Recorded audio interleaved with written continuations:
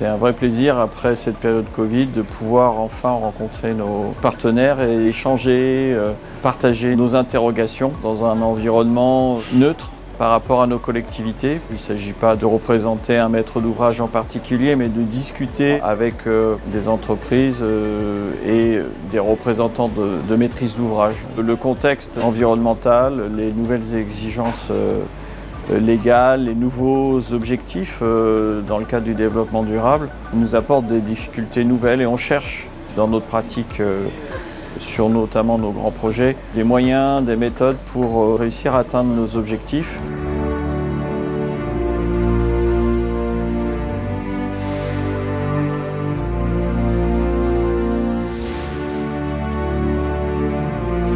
Alors en fait, Vitrolles avait à réaliser une opération qui représentait une certaine complexité dans la mesure où on avait un chantier en site occupé avec sur la même emprise foncière la nécessité de construire le nouveau bâtiment tout en maintenant l'activité du complexe existant. Ça c'était le premier élément. Le deuxième élément, c'est que la ville de Vitrolles avait une ambition environnementale sur ce projet extrêmement importante.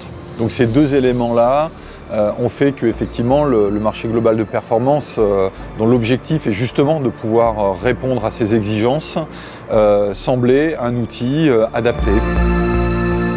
C'est vrai que ça permet vraiment de sécuriser et d'avoir une maîtrise vraiment globale de l'opération. Là, il y a un vrai dialogue qui s'instaure entre la maîtrise d'œuvre et les entreprises. Donc c'est vraiment plus un processus de co-construction qui permet de rentrer dans le détail de l'opération, dans ses fonctionnalités, en y associant, si on le souhaite, les utilisateurs, les services publics qui vont avoir à le gérer. Si on se lance dans un marché global de performance, je pense qu'il faut être bien accompagné. Les marchés globaux de performance nécessitent vraiment une phase de préparation de la part du maître d'ouvrage qui est très importante. Ce sont des dossiers assez complexes à monter et qui nécessitent en fait que très en amont, on ait vraiment répondu à toutes les questions qui peuvent se poser sur la réalisation d'un ouvrage.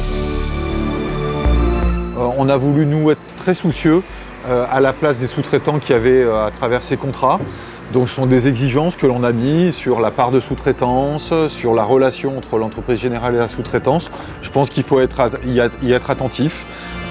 À partir du moment où le maître d'ouvrage a bien travaillé son besoin, le contrat global peut être une solution.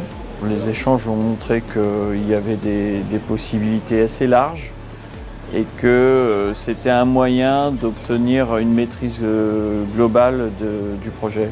On a eu une manifestation avec le syndicat des DGS très intéressante parce que c'était une première en France. Pour nous, comme pour OGF, donc comme pour le syndicat des DGS, j'ai trouvé les échanges constructifs et intéressants. Et les gens sont très demandeurs. Et donc, avec Laurent Régnier du SNDGCT, nous avons une vraie volonté de creuser ces sujets et d'aller plus loin en y incluant toutes les parties prenantes.